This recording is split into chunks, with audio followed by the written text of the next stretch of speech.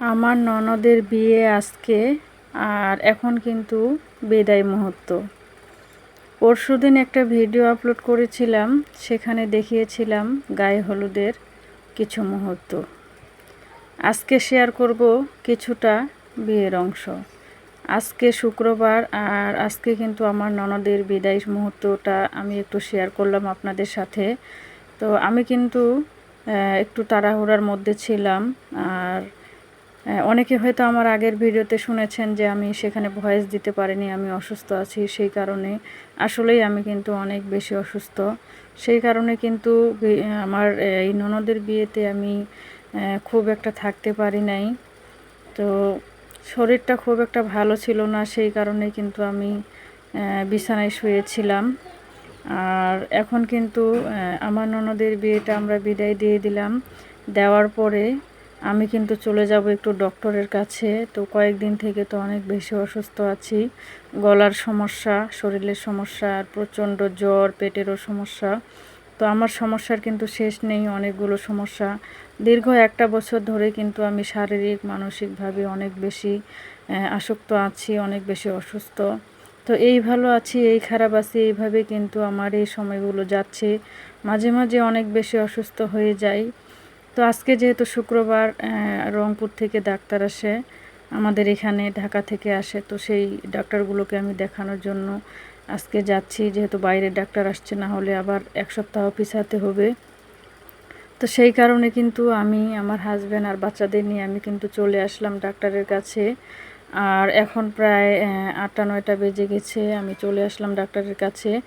আর doctor কিন্তু এখন একটু রেস্টে আছে, সেই কারণে আমরাও কিন্তু বসে আছি। আর এখানে একটু ক্যামেরাটা অন করে আমি শ্যুট করে নিলাম। তো তারপরে কিন্তু ডাক্তার দেখিয়েছিলাম, দেখানোর পরে আমি কিন্তু চলে আসছি বাসায়। আর এটা কিন্তু ছিল বৃহস্পতিবারের একটা ভিডিও, তো সেটাই একটু আপনাদের সাথে শেয়ার করব। তো আপনারা ভাবতে পারেন যে ডাক্তারের কাছে গেছিলাম, কি বলল ডাক্তার। আসলে ডাক্তারের কাছে গিয়েছিলাম যেহেতু আমার যেতে অনেকটা দেরি হয়ে গেছে। অনেকগুলো টেস্ট দিয়েছে, সেই টেস্টগুলো কিন্তু আমি করতে পারিনি আজকে যেহেতু সময় নেই। তো সেই কারণে টেস্টগুলো কিন্তু আর করা হয় নাই। সামনের সপ্তাহে ইনশাআল্লাহ দেখা যাক, সেই টেস্টগুলো করে আবার ডাক্তারকে দেখাবো। আপনারা সবাই আমার জন্য দোয়া করবেন। আল্লাহ তাআলা যেন আমাকে সব সময় ভালো রাখেন, সুস্থ রাখেন। তো হ্যালো এভরিওয়ান, আসসালামু আলাইকুম। আশা করছি আপনারা সবাই অনেক ভালো আছেন। আলহামদুলিল্লাহ, সৃষ্টিকর্তা আমাকে যতটুকু রেখেছে ততটুকুতেই শুকরিয়া আদায় করি। আশা করছি আপনারা আমার সম্পূর্ণ ভিডিওটির সাথে থাকবেন।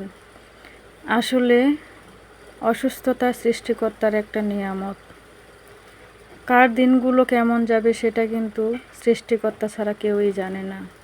ডাক্তার আমাকে অ্যান্ডোস্কোপি দিয়েছে, এই অ্যান্ডোস্কোপি পরীক্ষাটা যে এত কষ্টের, এর আগের বার আমি আরেকবার করেছিলাম, তখন পেটের সমস্যা ছিল অনেক বেশি। তো এবারও কিন্তু সেই পরীক্ষাটা দিয়েছে আবার, অনেক বেশি কষ্ট। যারা অ্যান্ডোস্কোপি করেছে তারা বুঝতে পারবে যে অ্যান্ডোস্কোপি পরীক্ষাটা কতটা কষ্টের। এত ওষুধ খেতে খেতে আমার একেবারে মনে হচ্ছে যে ওষুধ আর না খাই। ওষুধ খেতে এত বিরক্ত লাগে আমার, করার কিচ্ছু নেই। জীবন বাঁচাতে হলে ওষুধ খেতেই হবে। বর্তমান যে সময়গুলো যাচ্ছে আমার অনেক বেশি খারাপ যাচ্ছে, বিশ্বাস করবেন না। খুব বাজে একটা মুহূর্ত আর বাজে সিচুয়েশনের মধ্য দিয়ে আমি যাচ্ছি। ডাক্তারের কাছে গেলে অনেক টাকা পয়সা খরচ, তারপরেও কিন্তু শরীরটা যদি ভালো থাকে সেটাও কিন্তু মানিয়ে নেওয়া যায়। এই একটা বছরে আমার যে কত টাকা ব্যয় হয়েছে আমার পিছনে, সেটা কিন্তু একমাত্র আমি জানি আর আমার সৃষ্টিকর্তা জানে। তারপরেও আল্লাহর কাছে সবসময় প্রার্থনা করি, আল্লাহ তাআলা যেন আমাকে সবসময় ভালো রাখেন, সুস্থ রাখেন। জানি না সৃষ্টিকর্তা আমার কোন পরীক্ষা নিচ্ছেন। সৃষ্টিকর্তা কাকে কিভাবে কখন পরীক্ষা নেবে সেটা কিন্তু আমরা কেউই জানি না। তারপরে সবসময় আল্লাহর কাছে শুকরিয়া আদায় করতে হবে। ইদানিং এত বেশি অসুস্থ, বিশ্বাস করবেন না, মনে হয় না যে পাটা ফেলে আর একটা পা ফেলে আমি হাঁটাহাঁটি করি, হাঁটাচলা করি বা সংসারের কোনো কাজকর্ম করি। শারীরিক মানসিক কোনোটাই ভালো নেই। এদিক দিয়ে আর্থিক একটু সমস্যার মধ্যে আছি। সেই কারণে কিন্তু মন মানসিকতা আরও বেশি ভালো নেই। টাকা পয়সা না থাকলে কিন্তু তখন নিজেকে অনেক বেশি অসহায় মনে হয়। তার উপরে যদি তখন অসুখ বিসুখ ইত্যাদি অন্য কোনো কিছু থাকে তাহলে তো আরও বেশি। দেখবেন যে আপনার যখন কোনো কিছু একটা সমস্যা হবে তখন দেখবেন যে আপনার টাকা পয়সা যখন একটু কম থাকবে তখন দেখবেন যে চারপাশে মনে হচ্ছে যে অনেক বেশি বিপদ আপদ আপনাকে ঘিরে ধরেছে। এই হলো একটা অবস্থা। তো এইভাবে দিনগুলো পার করতেছি। তো মনটাও কিন্তু খুব একটা ভালো নেই, তারপরেও আছি এইভাবেই। আপনারা সবাই আমার জন্য দোয়া করবেন। তো আমি কিন্তু এখন রান্নার জন্য প্রস্তুতি নিচ্ছি। রান্নার জন্য তরকারিগুলো কাটা বাছা করলাম। করার পরে আমি এখন যেহেতু সকালবেলা সেই কারণে একটু লুডুস রান্না করে নিচ্ছি, কোকোলা লুডুস।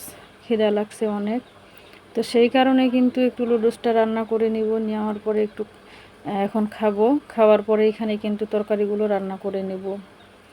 আর রাইস কুকারের মধ্যে ভাত বসিয়ে দিয়ে চলে এসেছি রান্নাঘরে। আর তরকারিগুলো কেটে রেখে তারপরে একটু লুডুসটা রান্না করে নিলাম।